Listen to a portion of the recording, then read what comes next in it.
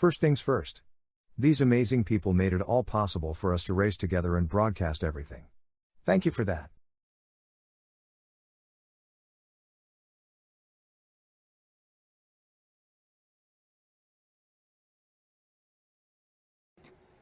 There we go. Corey maintained his pole with Tobias 8 tenths behind.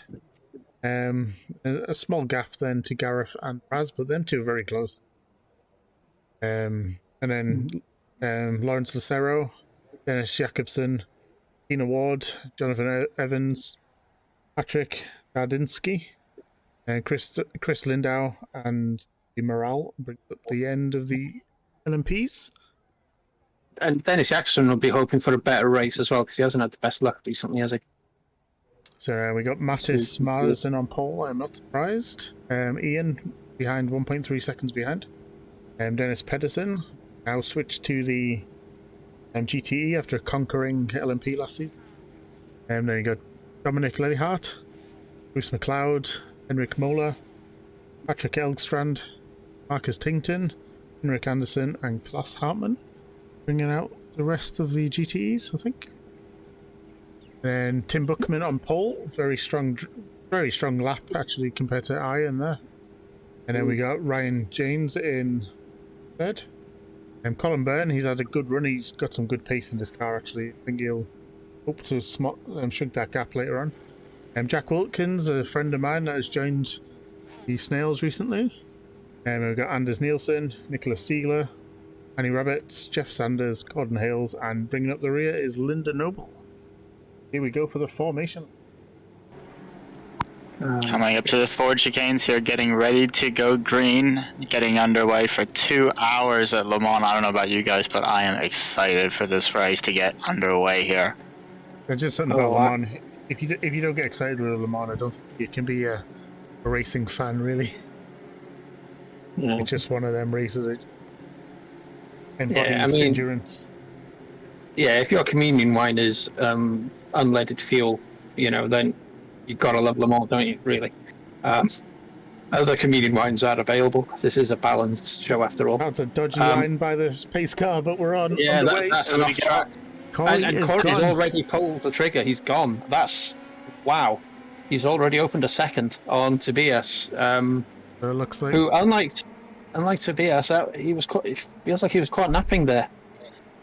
BTE's coming around. Nice separation between all the classes here. It has to be said. Good credit to the leaders there for keeping the. Put down. And there goes Mattis. Yeah. Looks like very smartly done. Let's quickly jump to GT3s with Tim. He's on the line. Yeah, and not as much separation as we thought. All classes are now in play. Yeah. My first mistake. Cold tires, cold brakes. When will I ever learn? I was so tempted to try and find someone's gone already. Bruce McLeod. First lap incident. He looks like he's rejoined just into the GT3 pack. Oh, let's just hope there were no other cars involved there. I don't think so. Well, there's your hope for a clean race gone already, unfortunately. Oh, well. Here we go. Are we going to see what happened here with Bruce? So was on this. Was he just too much? He just lost the rear, possibly distracted by the car ahead of him running wide as well. But cold tyres, no ABS, and no traction control, I think, in the GTE. No, there is traction control. Thank you. I sit corrected. Very tricky to drive on cold tyres. Ooh. Tobias has got past. Corey Edwards. Oh, no, what happened there? Looks like something happened with Gareth, actually. Oh, Gareth has dropped back. Yeah, quite a bit, actually. Yeah, I'm not certain if there's been contact there or if he's just run into trouble and got caught out in the pack or something. Let's try and find out here. That's Lawrence, I think. Gareth went really slow through there. Ooh. Oh. It's a strange place to lose it in the LMP. Yeah, he hit the sausage curbs though on the It's normally encouraged to yeet them though. Yeah, and that would have unsettled the platform of the car, disrupted the intercar downforce as well, which would have caused the spin.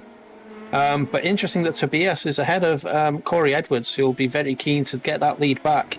Yeah, he's currently built up a second gap back to Corey. I don't know what happened to Corey there. Did he just overcook it into one of the turns? I don't know. There wasn't anything big, I think. Maybe even... no, he just... So Tobias says, this is the pass for the lead. I'll bring it up now. Did he just get a really good run? I think Corey was too far left, or he got slowed down. Slow down. That's absolutely what it was there. That's really unfortunate way to start the race off, but I suppose if it's going to happen, it's best to get it out of the way early and leave yourself plenty of time to recover. Patrick Elstrand went off, and Henrik Moller and Klaus Hartmann have just got past him, and Patrick is dropping down the order. Yeah, it looks like he might have just gone wide. Nothing major came up. Yeah, as Mortis... Oh, that's an interesting line there from Mattis. Into, I think... Corey's had an accident. Oh, no. I'm back on track as far as I can see it. Yeah. But Mattis is a ridiculously good driver, and he's so young, and it makes me sad. I know, it's depressing, isn't it? What were you saying earlier, Welsh, about, like I said, people just, getting a little bit too excited, a little bit too aggressive early on in these races and forgetting that they've got 2 hours, that they've got to hold it out there. Exactly. We saw that, was it 2017, 2016, when the Peugeots were the class of the field? They were faster, but they were fragile over the 24 hours, and the Audi swept the wins. All of the Peugeots did look nicer. But here we go. We're going to see what happened to Corey here, and it was an attempted overtake, and that's going to be an expensive mistake, and that's probably given Tobias. That's quite the let-off for Tobias there. I'd be surprised if he hasn't gotten himself a slowdown for that as well, or some sort of penalty for, an unsafe pit entry, perhaps. I don't know that he was quite far enough over to trigger that, but that other road there that he was headed for is the pit entry. Ooh. And Colin Byrne is in the pits. He's jumped to pits. Two in the pits already. Dennis Pedersen, I think, as well, is in the pits. What is this? He got on the gravel and... No, he pulled that off. He pulled that off. I think it was that was intentional. Something, I don't know why.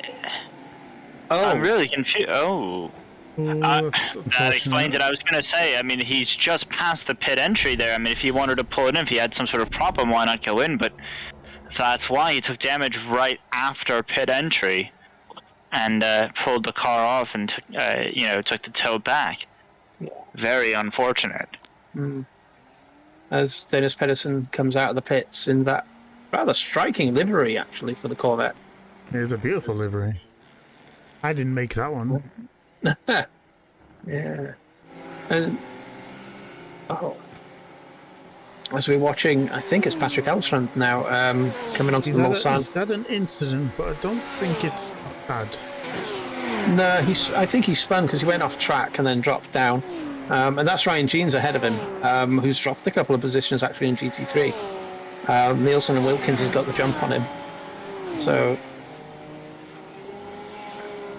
two people have been involved in a crash, and Andy Morales jumped to pits, and so has Dennis Jacobson.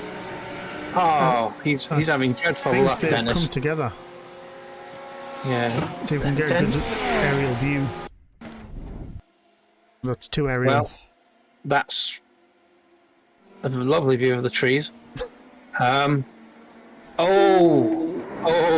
a big one. I think Andy... he wouldn't have seen that coming either. No. That's an unfortunate hit there. I'm not quite certain what would have caused that. We got to go back just a little bit. Really just... I think he just carried too much on the best. Yeah. Oof. And like I said, you You see where he hit him in that quarter panel there in the rear. I mean, again, there's absolutely no way you would have seen that coming. Everything would have been fine up until something hits you in the back. All of a sudden, cars going around. That's going to be a very, very confused prototype driver. I think Corey's just set a new fastest lap with a 3:32. And he's Indeed. behind Jonathan Evans here. And again, just an interesting point to note that these are the LMP2s that we have here as the prototype class, not the LMP1s, and we still have them hitting that once mythic 3.5 minute lap time mark here.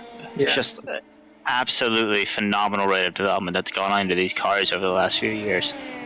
Yeah, it was their first. It was Dallara's first entry for quite a while when for the 2017 regulations. It was the first car they'd worked on for Le Mans since the Audi R18 TDI. Yeah. As we see Corey weaving Another down mistake. the straight Too here, trying to greedy. break the toe. Too impatient. It's a favourite in iRacing. Yeah, I'm not quite sure that should be allowed, but that's just me. I mean, allowed is one thing, but to be perfectly honest, it's not doing him any favors. I mean, you maybe hurt the guy behind you a little bit, but you're really not doing as much to break the toe as you think, and as can be seen here, because the gap has only shrunk during that time. But really, all it's doing is costing you time. It's slowing you down, and traveling. You're traveling extra distance throughout the circuit. It's not really the wisest move, to be perfectly honest. No. Because I was going to say as well, you're using up your tyres, you're covering more distance, you're putting more strain on the car parts as well. Absolutely. As Wilkinson Jeans have just had a red flash come up. I wonder what happened there. No, any rabbits I can see had an incident. I think Dennis Jakobsen's out of the pits now. I think Andy Morrill is as well. So they're good to rejoin, which is good news. Annie dropping down through the field, it looks like. That's not Annie. Let's see if we can figure out what happened here. Too hot, I think. Oh, yeah. Yeah, just overcooked it on the entry there. Got lucky not to be hit from behind, but still going to be a massive loss of time there for her, unfortunately. Yeah, I wonder if her shoulder's playing a part as well in this, because when you're racing, you don't want any sort of distraction. Anything that niggles you, it's going to stop you from focusing on what you need to be doing.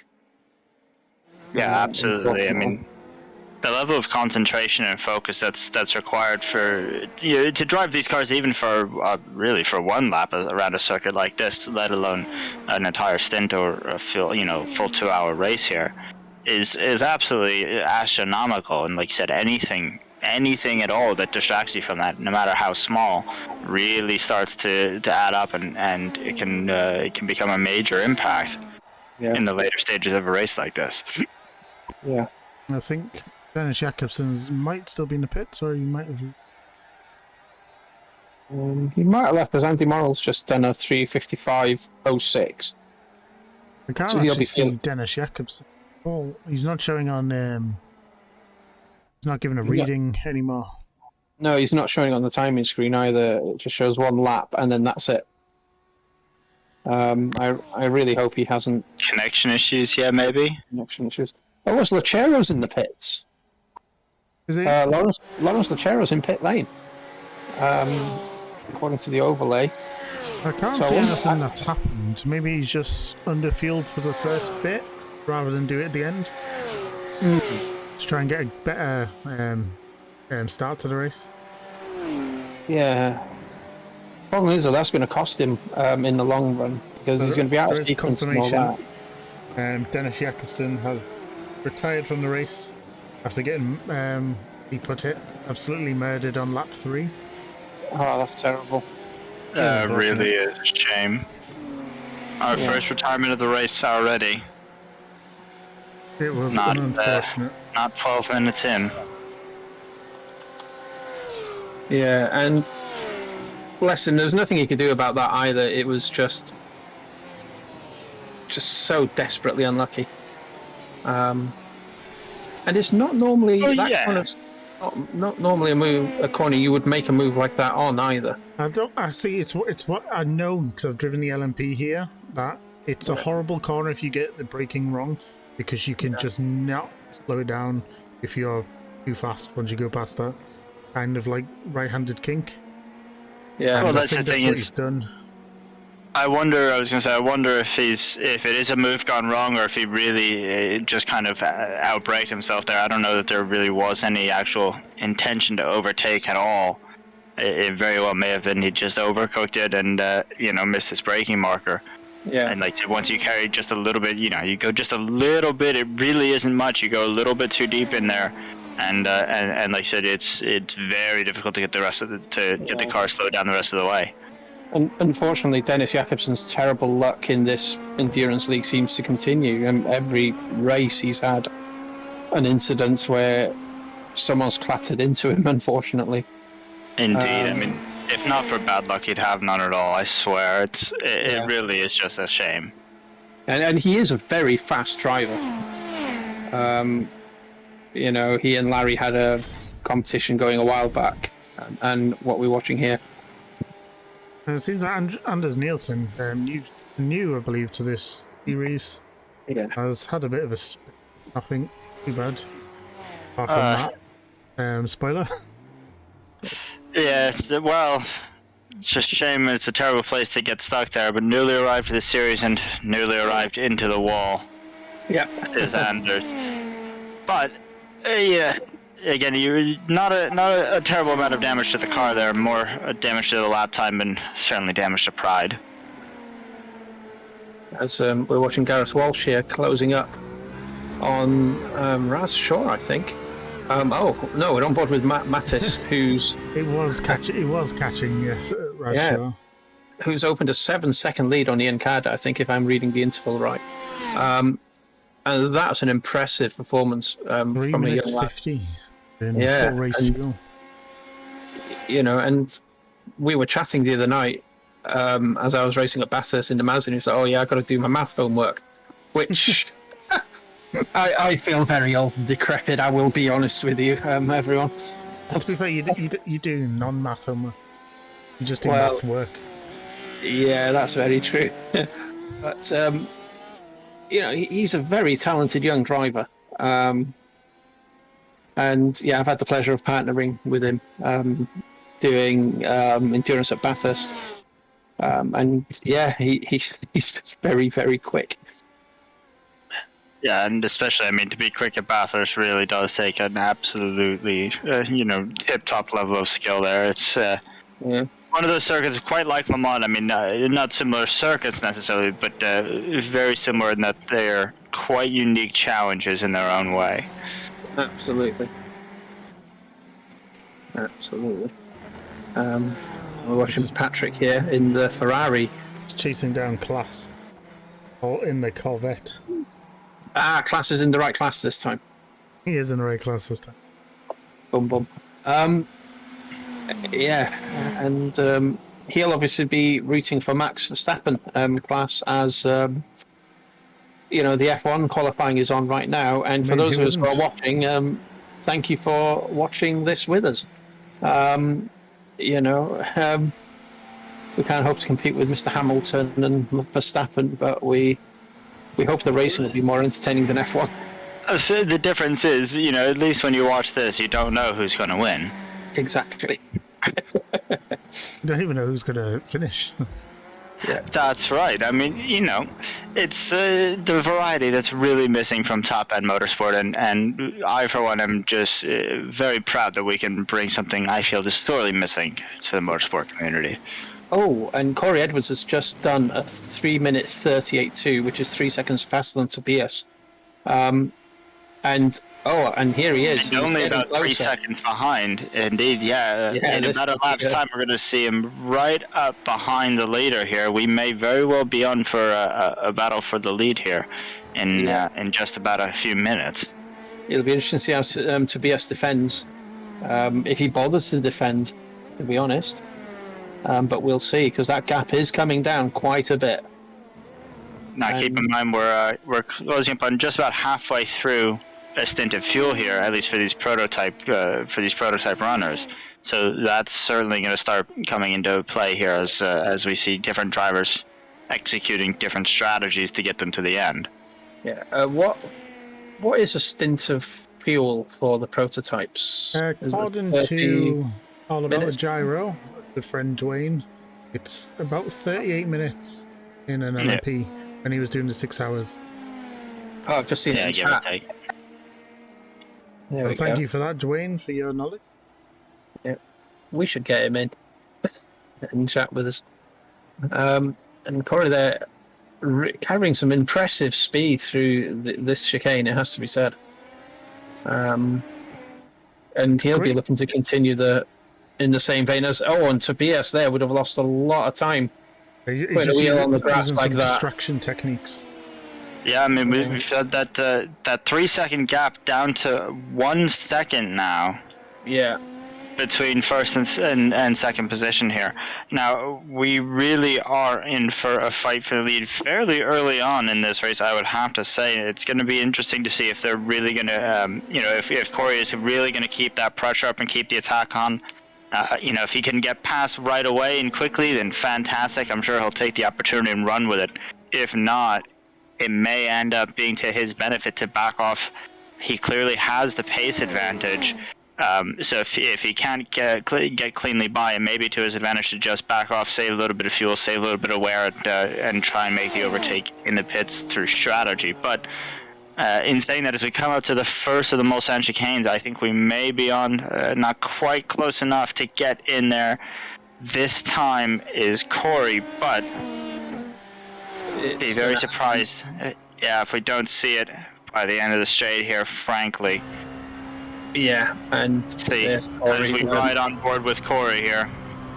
It's going to happen, isn't it? I mean, he's what now, 190, just topping out at 200 here, 200 miles an hour. It's going to be quite something, and you just have to, Corey has to pick his moment as well, because it's all too easy to lose it on the brakes, or snatch a brake even, which would be even worse. Absolutely, could very easily turn into one or both cars running into serious issues here. I just noticed, I think we have 2 crashes. Both Henrik and Klaas have crashed, and I don't see them come back on track. Oh, goodness. Unfortunately, yeah, these battles do sometimes escalate into actual physical conflict. Not what we like to see during these races here, and certainly not what either driver would have been hoping for. As we go and see if we can take a look at what happened in the GT field here. Oh, and Mattis has lost 5 seconds to Ian Carter as well. Ian's unassisted spin from Henrik, and is he? Nope, it doesn't get collected there. But no, that's not taking him out. Oh, goodness me. Is there more to come? And here's Klaas. Let's see what happens here.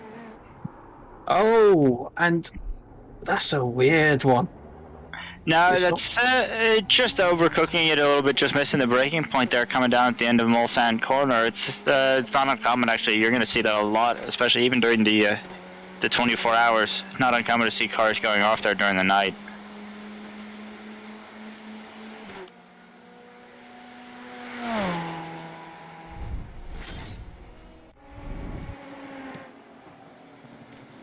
Battle for the lead still on between Tobias Ek and Corey Edwards. Corey dropped back to about a second. It was a second and a half. The timing interval is just updated to under a second here now, as we come across the line to start lap 7 for the prototypes. And Mattis Mattisson, the gap is down to a second between him and Ian Carter. I don't know what has happened to Mattis, but Ian Carter's closed right up behind him. Yeah, I can't see anything. No, he went off track. Ah, there we go. And Tobias is in the traffic, so this could be critical, seeing how quickly both of them can dispatch the cars, as Corey absolutely sends it. That's a great cam shot. Absolutely, Corey, hot on the heels of Tobias Sec there as we come through Touch Virgin onto the Mulsanne. Yeah, and if it was you, where would you send it? You know, you're battling for the lead. It's 22 minutes in. What would you do? And so we just got a bit more information. When we were watching on board with Corey, he was lifting towards the end to try and get that magical 40-minute pit time. We can run a little bit longer potentially than Tobias, who's going full beans.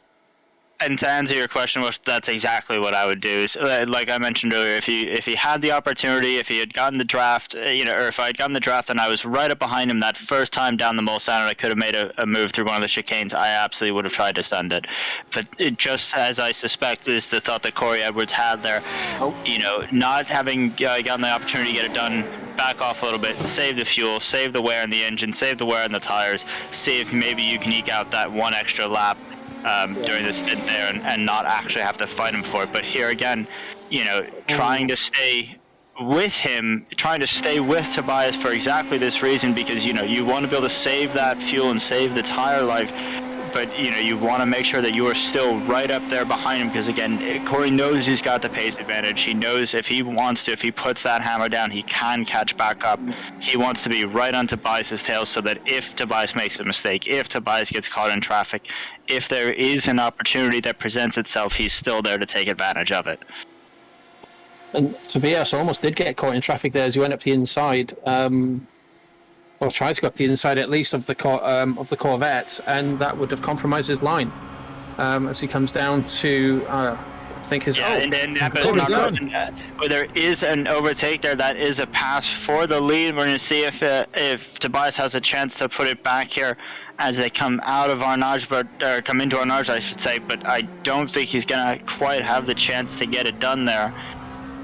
Coming down to the Porsche curve, it's going to be interesting to see if Corey can hold this out there. He would have saved himself a little bit of fuel, not nearly enough for an extra lap, I don't think, but may just come to make a difference in the pit stops and get him that extra tenth or two of a gap, as Tobias still trying to throw it back to at Corey through the Porsche curves, running off a little bit into the dirt. That's going to cost him some time, and much to Corey's favor, eke out that gap just a little bit more. We have a new race leader. I'm kind of wondering if we should maybe see if we can talk to Steamroller, Mr. Henrik Roller. Yeah, give me a second. He's catching up to P3. So this could be a nice, interesting battle. Obviously, Henrik is known for being quick in the Snails community, especially in the last 3 months. He's really gained since he went pay to win and got a Simicube and a GSI wheel. But he's a fantastic driver. It's Henrik Steamroller you wanted, wasn't it? Yes. Yeah, excellent. Here he is. Hello, Henrik. How is the race going? I saw you had a little spin earlier. Yeah, shit happens. I will just take a moment to mute your broadcast. Sorry. Truly multitasking. Yeah. We just see you catching down, coming down on Dominic. Yeah, I'm just gonna stay here a little while, I think. Try to save some fuel and some wear and tear. Yeah. How's the race going for you, apart from that spin? It's okay. It's going way better than expected anyways, so I wasn't expecting a lot from this race because I'm not very good at Le Mans. But I'm enjoying it now. Yeah. We're making good pace with Dominic here. Excellent. And a great livery in your car as well, if I may say so. Yeah, it's horrible. I love it. Oh, I'm just about to kill Dominic here. Braked a little earlier than me. That's fine, we're still alive. Alright guys, how's it going? Awesome broadcast so far. Yeah, we're getting there. It's fun. Obviously, it's fun. We're watching everyone race. It's really good. See, Zach has just got back now. So you'll have plenty of questions. We have some nice participation this week. Oh, it's fantastic. Yeah, in all classes. 32 cars, I believe, across. I actually wanted to race the LMP2, but I saw that participation on the GTEs were low, and oh well, I'll stick with it for content. For the memes. I think it sums up, sadly, the iRacing, where iRacing is going at the moment. How so? Because it's becoming a slightly less unpopular, the GTE at the moment. Oh yeah, Obviously they're dropping definitely. it back. It's So definitely we'll going let you, we'll out of let you get style. back to your race because we don't want to distract you too much, even if you are a pro streamer. Especially if you're in the, I'll mess it up soon enough on my own. Don't worry. You'll Take care. We probably see it on your. might drop back with you later on. Yeah. But Thanks a lot. good luck for the rest of the race. Thank you, man. That was Henrik Steamroller. We call him Steamroller. Really is a fantastic bit of multitasking there from some of these drivers, has to be said. But it can seem strange, you know, especially, you know, to people who aren't familiar with it. But it really isn't that much different from what you're doing already, from what these drivers have to do already to succeed here. It really does require that ability to multitask. It's not just driving the car. It's not just, you know, looking through the corners and thinking through the strategy and where to make passes. Is riding on board with Tobias here. Running just a little bit wide as he, yes. He's just a little bit hot and loops it. Almost takes Ryan Jeans out as well. Ooh, that could have been bad for a moment there. That's going to be a very frustrated Tobias, I'm certain. Drops him back to third now in the running. He's just hot on the heels, though, of Jonathan Evans to regain second position, but the pair of them quite a ways behind our race leader now. It's going to take a little bit to be able to make up for that mistake, I'm sure.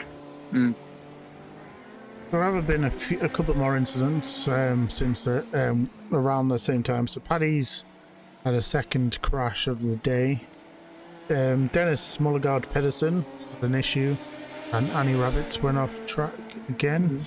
I don't think either of them lost too much time. No. As Tobias is coming right up behind Jonathan Evans here, and he's going to have to time this very carefully. I can't bear to watch. This is actually one of the greatest places to go for an right before the show. Yeah. And Tobias gets the move done. Can he make it? Can he hold on to it though? Yeah, he's got the car slowed down enough and turned. No, that was nice and cleanly done, and he's going to have a little bit of trouble by the end of this section of the straight, catching up to the is that a Corvette ahead of him? Yeah, I think as he gets to the breaking point, but shouldn't be too much of an issue, I don't think, for him to be able to hold this position. Although Jonathan Evans not willing to give it up that easily, he is sticking right with Tobias and making sure again that if there is another mistake, he's right there to capitalize. Yeah, absolutely. And this is the view that Tobias will have in the in-car screen that all the LMP2 cars have. It's quite an racing. Oh, does it not? Oh well, there goes that. There goes that section of information then. His virtual mirror. Jonathan's got a bit wide. He's got a bit wide there. I do believe, in fact, that screen that's shown in the cockpit there is it's not a rear view camera like is present in the Corvette, and I believe the Ferrari has one as well. It's just a flag screen. It isn't. You're correct. It's not functional in iRacing, but it's just a flag information screen. It'll just light up, green, yellow, blue, white. Hopefully, never black. Yeah. The most important thing Tobias needs to do now is just to take a breath, calm himself, and just get into that rhythm again. Because he is fast. He is devastatingly quick. And right, the temptation. Yeah. I was going to say, as is often said in endurance racing, it's not how fast you go, it's how long you can go fast. And one quick lap is not going to do it in even a 2-hour race format. No, and he's going to... There's Jack getting past Nicholas Siegler. Yeah. And Ryan Jeans is up to third in the GT3 class in his Porsche as well, in sadly Red Bull liveried Porsche. There we go. I'm not a fan of Red Bull, as you may have guessed. But yeah, he's doing quite well, keeping it on the track, keeping it smooth, doing what he needs to do, and picking his lines, his exits. He's still on course for a podium. Yeah.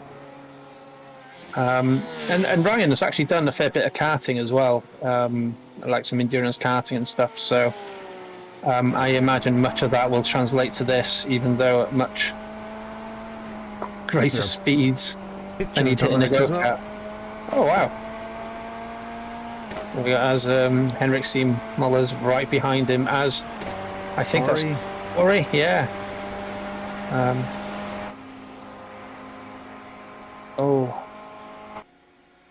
Trying to eat up that draft that Corey's leaving behind and not leaving anything on the table there, Dominic. You know, making sure that he can try and stay ahead of Henrik and keep every ounce of advantage he can get there. It's going to be just enough through the first chicane here. Oh, and Gareth Walsh was pitted. Gareth Walsh is in the pits. So I wonder if he's going to go along a little stint. It's a bit early for a GT. Yeah. I mean, an LMP. For an LMP, yeah. It is, but you have to think that with around about a 40-minute fuel stint time, you're not going to be able to get, you're not really going to be able to get around here in 3 stops cleanly. I mean, on paper it should work out. You'd think that 40 minutes times 3 stops, that's your 120 minutes, but it never works out that evenly.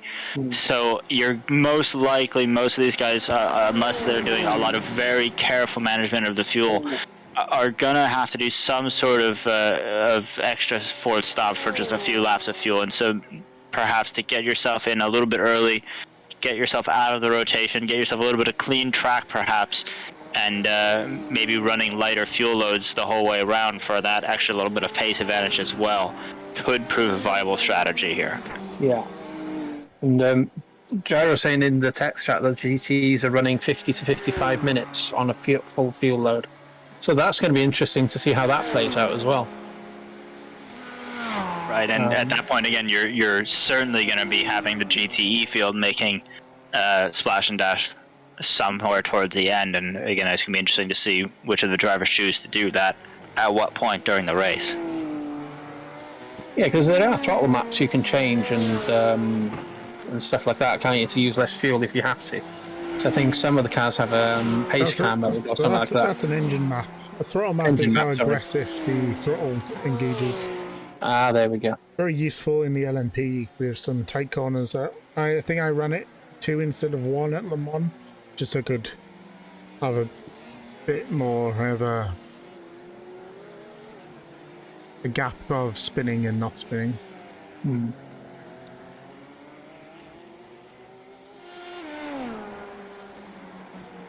I couldn't think of the English. It's okay. As we're watching the Spanish. I can't speak any language. Ah dear, and there's Henrik Anderson who and Corey Evans is in the pits. Corey's in the pits. Race leader is in the pits there just a little bit earlier than we would have expected. Again, if you're, I'm wondering if you're planning on having him as well. Yeah, well, that I certainly don't. That doesn't surprise me, frankly, whether he was intending to or not. Actually, as we see Jonathan Evans and most of the prototype coming in, so maybe they might be running just a little bit light on fuel or running a little bit heavy on the fuel usage here. Keep in mind, this is the first stint of the race, and so they would have used a little bit extra behind the safety car in that rolling start there. Of course, not a full lap, but still would have accounted for just a little bit of fuel usage there and could explain the slightly short first stint here, as most of the prototype field does make their way into the pits. I wonder if any of them will... Corey's already on his way out. That was quite a quick stop. 33 seconds. I think it actually averaged. I think Gareth was around 32, 33 seconds as well. Just 31.5 apparently. Yeah, so it's just a splash. Well, not 33 actually a first splash, into just bias fuel. as well. No, just exactly, just a fuel stop. I'd be surprised if anybody was taking tires at this point. You may see them taking tires through perhaps the second stop if they're don't want to run the same set of tires all the way throughout the race. Although I feel like they should be able to make the full 2 hours without too much issue for those who you might want to struggle go a that little route. bit in the LMP actually. Yeah, you're certainly going to notice it by the end of 2 hours. It's just a question of is it worth it? Is there greater time lost in changing the tires through, say, the second stop there and running a fresh set for the second hour, or is it faster to just hang on to them and deal with the degradation? I suspect we're going to see most of the field taking a change there, but keep in mind that since we had the late race start here, you're going to see the temperature starting to drop fairly quickly as the sun comes down, and that can help extend the tire life a bit. And I haven't seen Andy Morrill out of the pits either since. I don't know if he's back on track or not, but He was at one point, I know that. yeah. But I think he's gone now. Yeah, he's not responding. Neither is Gordon Hales. I know Gordon Hales is. Yeah. Now, as far as my screen is showing, we have 3 retirements from the race so far: Marcus Tainton, Dennis Jakobsen, and Andy Morrill. Yeah, you are correct with that. Also back on board with Dominic Lilliat. He's holding Henrik off. Yeah, he's doing very well. And this is for a podium place in the GTE class as well. So in another, 10 minutes or so, they'll both come in for their stops, probably. If you're a GTE driver, though, what would you do? Would you take a shorter middle stint and then do a longer last stint so you don't have a splash at the end, or...? I'm not the one to talk to because I just put everything in a throttle until I need to come in the pits. I'm not a saver. Oh, I Rasmus mean, had an off track as well.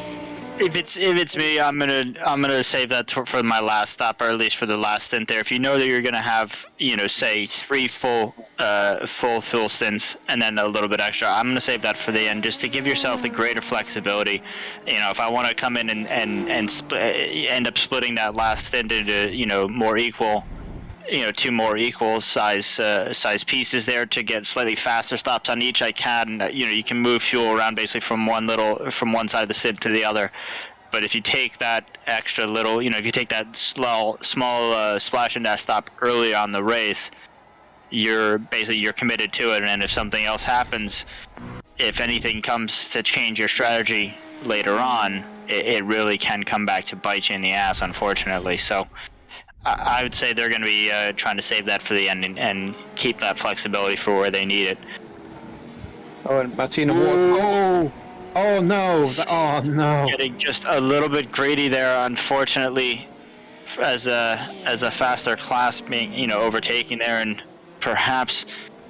I think that was Iron she hit as well. It was. It looks like he's come out pretty smooth. I mean, and it's just like the crash we saw there at the very beginning of this race. It's highly unlikely he'd have had any idea that there was a car barreling towards him there. I mean, the sight lines really don't help him, and unfortunately, these are the things you have to keep in mind, especially as a faster class trying to overtake. Is making sure that the car ahead of you knows that you're there, and that you're going to try and get past them. Oh, as the GT3s start coming into the pit lane, so Tim Buckman, Ryan Jeans, and pretty much everyone in GT3 started coming in, by the looks of it. As Mattis Mattsson continues his, frankly, imperious march in the GTE class, opening up a huge 9-second lead now over Ian Carter. And the replay we saw earlier was Henrik Moller finally getting past Dominic Lilliat just as they came out of the Porsche curves, or the Ford curves, I think it was. So there's been a change of position for P3 there in the GTE class, as we're on board with Mattis Mattisson.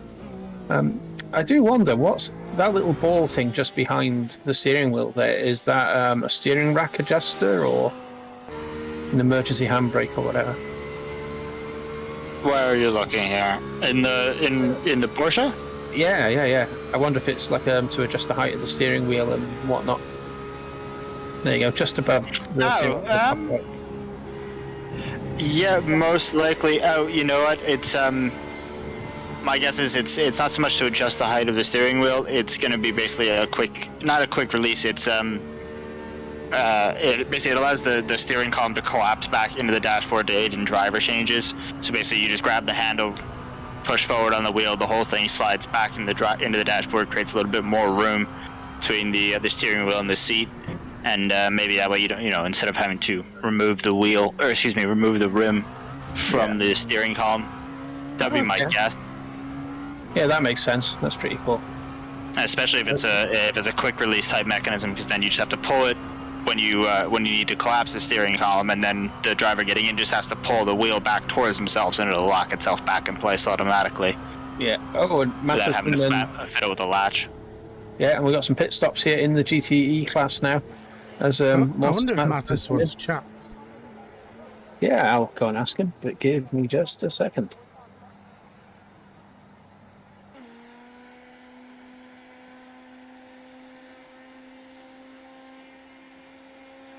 We are in that part of the race where we're starting to have a few more pits. And we are joined by Mattis Madison. Hello. Hello. And he's doing very well. How's it going? It's going good. I'm going out of the pits now. Excellent. Yeah. And how's the car feeling? What did you say? How is the car feeling? Well, it's very changing. It's not consistent. Sometimes there's no grip in the front, sometimes there's grip in the front. Yeah, there's no weight over the front axle in the Porsche. Well, there's the fuel tank, but as that gets lighter, of course, the weight dynamics shift a bit. So, Yeah. But then we noticed you had a couple of offs, and Ian Carter closed right up to you, but you seem to have opened the gap to him again. Yep. Yeah, well, I was going through the exit of turn 4, I think it is, and I just clipped the grass on the outside of the curb, and I had to brake to be able to keep out from the barriers, and that made my tires overheat, and I didn't want to lose the position, obviously, so I braked like normal, and yeah, my tires were overheated, so I had no grip at all. Okay. Well, we wish you the best for the rest of the race. We'll let you get your head back down again. Yep. Thank you for joining us in the booth. No problem. It does feel weird, doesn't it, interviewing a driver mid-race? You couldn't imagine them going, Lewis, this is Sky Sports F1. Have you got time for the chat? No, I haven't. Leave me alone. Well, Bruce was telling me when you were doing... So when lockdown happened, the V8 supercar drivers, they're pretty much all on a Zoom call. And then they cut like doing a sim race. And they'll just bring them in, and so you could see the face while they're racing as well. Just like the Porsche eSports do afterwards. There was that issue with the Formula E, wasn't it? Which driver was it? He got canned. Yeah, well, there was a handful of them. Yeah. Daniel Abt was cheating. He was using a sim racer. That was it. It was Daniel Abt. Yep. Got fired by his daddy. I have to imagine though, if Lewis Hamilton being interviewed in the car, if it's anything like when his engineers interview him about the state of his tires, all he'd do is he'd tell us, you'd ask him for an interview, he'd tell us he doesn't have time to speak, and then he'd proceed to go on like a 3-minute rant about some topic. It'd be absolutely fantastic. He'd just say, "I've got absolutely no time to talk. I couldn't possibly talk right now," and then give a dissertation. Yeah, my tires are gone.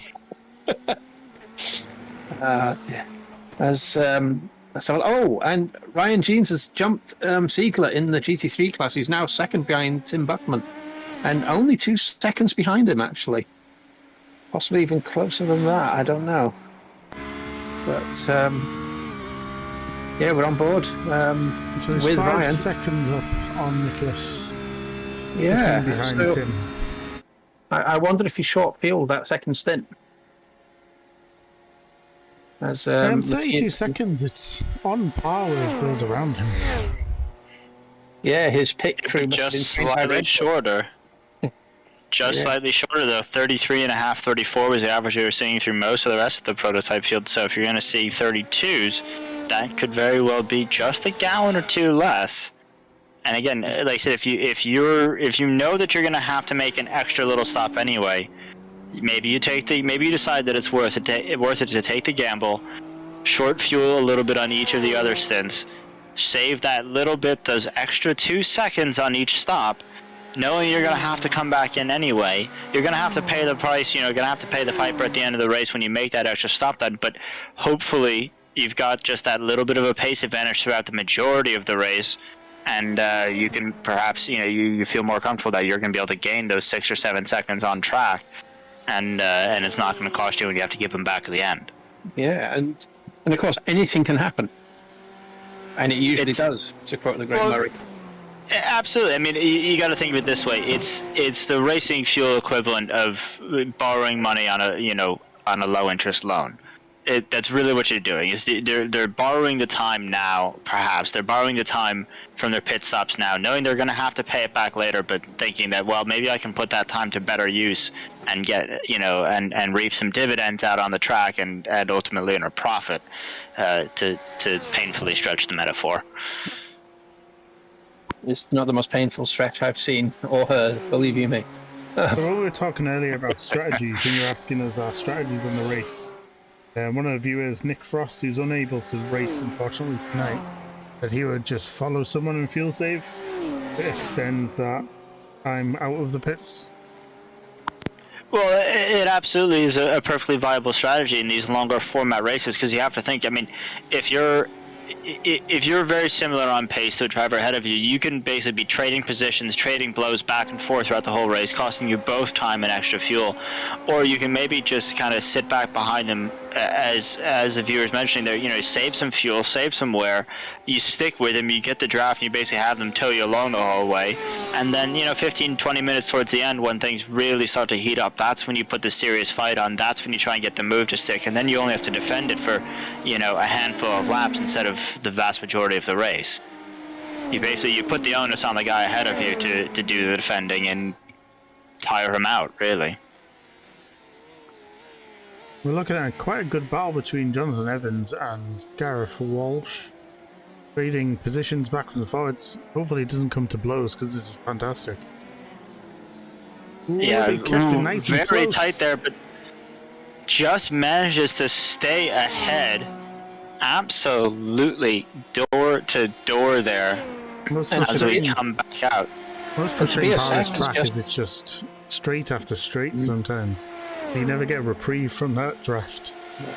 Yep, and here we go. We're going to see a move into Indianapolis here as we come round the kink. Yeah, absolutely. Jonathan Evans going round the outside, taking the inside line there for the left-hander, and is ahead. But is Gareth going to have an opportunity to get back up the inside here and perhaps try a cutback? Not going to see it this time by. It looks like Jonathan Evans has successfully retaken the last of the podium places as they both head off the track in search of Tobias Sack. And someone's just flown off there. Yeah, it looks like absolutely. That was.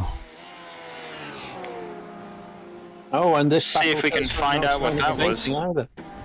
Because Tobias Sack as well has lost 30 seconds to Corey. Ooh, I think is just going to overshoot the braking there, and yep, there's the turn in. Ooh, sends it round. Great bit of rallycross, but unfortunately the wrong car. Hopefully, it looks like he's going to manage to keep it out of the wall there, but he keeps out of the wall. You think he just goes slightly off track and rejoins safely. Absolutely, but ahead of Jonathan Evans again. He'll have kept that out of the wall under great protest from all four of those tires. Certainly going to have to keep an eye on that as the race winds on here. This battle for third still continuing between Gareth Walsh and Jonathan Evans here. The stunning move from a lead again. Got ahead again. Stunning move as well around the outside on the entry to the Porsche curves. I believe the term is, that would be a ballsy move. and he's really opened the gap. Like, you just It get so really much... is. Sorry, go on. I was just gonna say, I mean, it plays into the mind games that absolutely are a vital part of a race like this, especially in a longer format. Those are some of those areas where it's slightly riskier overtakes, yes, but if you can put a move on somebody there, especially in these cases like we're seeing with Gareth and Jonathan in a tight battle there, if you can. I'm struggling to find a better phrase, but if you can show dominance in a corner like that and really put a big aggressive move on somebody, some drivers, it'll have absolutely no effect and they'll keep finding you, but some drivers will see that and they might back off a little bit and not want to tangle quite so closely from that point forward. It's something that Ayrton Senna used to do quite famously. Is he would quite frequently put himself in positions. Ooh, Gareth Walsh having an unassisted moment there, just not quite sure what that was. Got a little bit of a tank slapper going on under braking into the Mulchance chicane there, and that is going to end his battle with Jonathan Evans, at least for a good little while here. Quite unfortunate to see it come to an end like that, but just to finish the thought, Senna, again, something he used to do quite frequently, is just basically put himself, he'd come up behind you and put himself in a position where you either get out of the way or give up the position to him, or you were both going to crash, and either you crashed or you jumped out of the way for him in a place where you really wouldn't normally expect it to, and from that point on he'd know that anytime he had to pass you, you were going to jump out of the way for him because he knew you were afraid of him. Yeah, I was gonna... Who's gone? Oh no. Here disaster strikes. I lost all sound in my headset. Oh, good. I'm trying to remember sound. Could we make it to the end of the stint? So I can try to fix the issue while pitting? Absolutely. I mean, and it's really that level of trust that the drivers have to have, in themselves and in the machine, especially when it comes to driving heavy downforce cars like those prototypes. It's one of the tricky things to learn, especially for drivers coming from GT machinery and things like that, is the downforce being this invisible ally to you that you sometimes just have to trust is there. And like you said, these moves that from the outside can seem quite sketchy, from the inside are very tame and calm because you know that the grip is there. As unfortunately, I think Corey just cut the course. Just exactly, yeah. Corey just finding the upper limits of that statement, I think, but managing to keep it together a little bit. I'm surprised if he doesn't get himself a slowdown for that, though. Wonder if Jack wants to chat. New to the series, new to Snails. Is a streamer. Who do you want me to grab? Jack, JS Yep. Emerson. Okay, bear with me.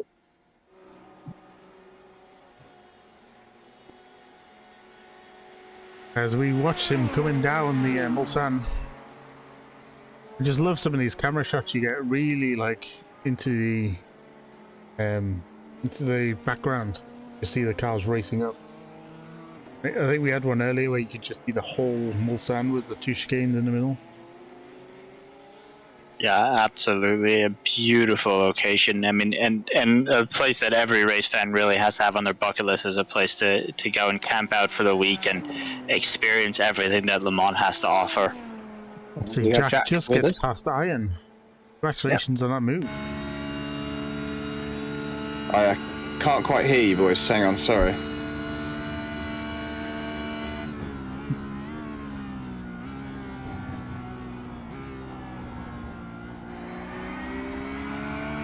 We just saw you make a great move on Iron. Quite a good move for your first race with the Snails. How are you finding it? Really good so far, actually, boys. It's been really clean, really fair. And I'm having a good laugh battling for fourth, so a bit higher up the grid than I thought I'd be. That's the joy of the Snails. Sometimes you can feel like you're last, but then almost be on for a podium. With a little bit more luck. Looks like Iron is still up your trumpet as well. Yeah, I don't think this one's going to be over anytime soon. No. But good on him. He's raced fairly, giving me room when I needed it. Yeah, he's a great racer. I've had a few battles with Iron in the past. And yeah, it doesn't help that the Porsche is 2 mile an hour down top speed compared to the Beamer. So you're doing exceptionally well, sir. I think I put too much wing on it as well, because the Porsche curves are just so unstable if I took any more off. Yeah.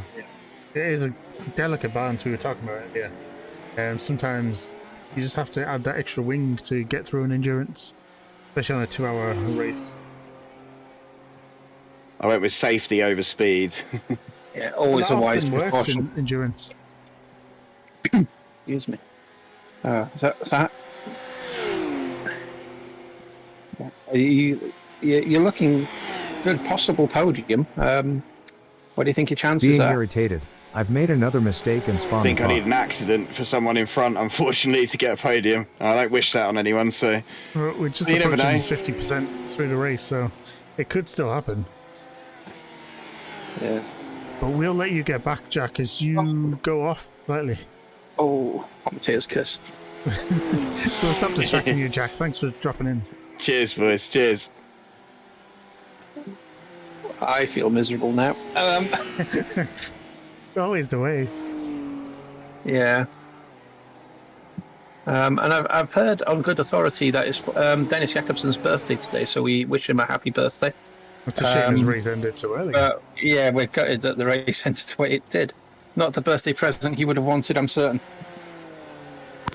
No, probably not the way he's looking to celebrate, but still, we absolutely do wish him a happy celebration for hopefully the rest of his birthday goes a little bit better than that. It's taking birthday beatings a little bit too far.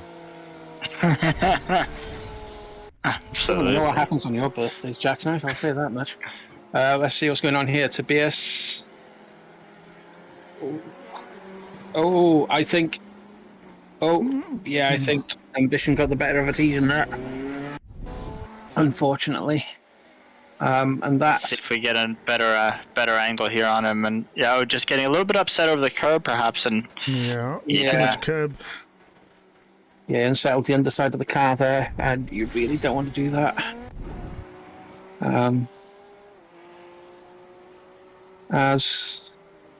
So we're watching Jack coming to fight back against Aryan.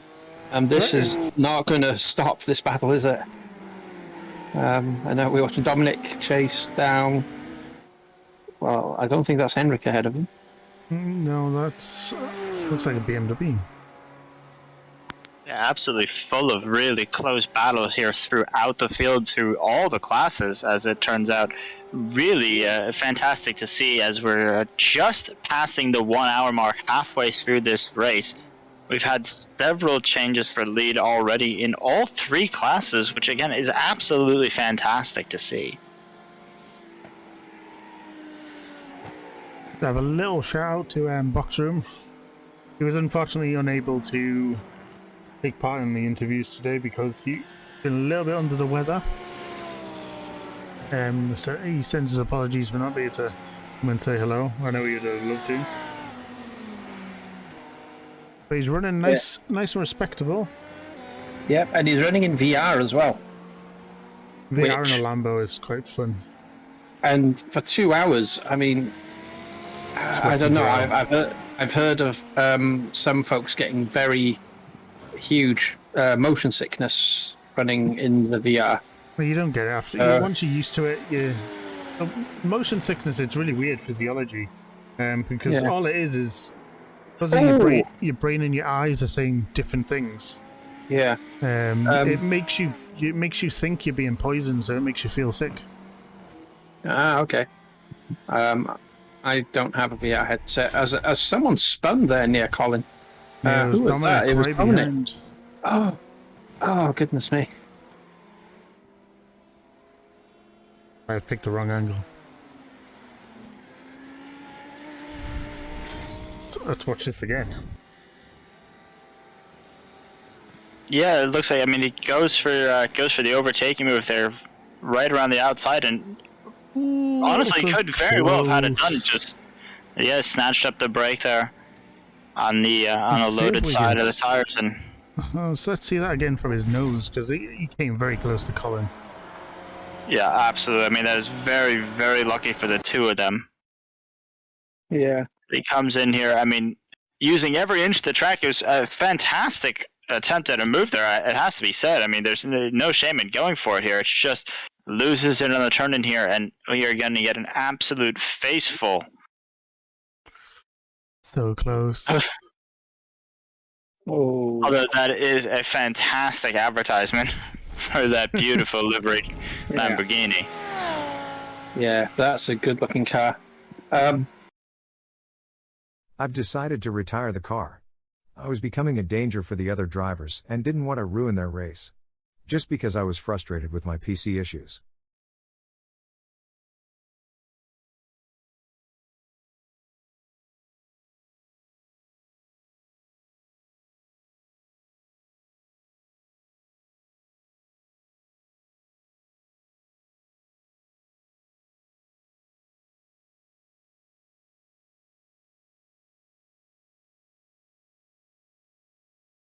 So I ended P9 out of 10 in my class.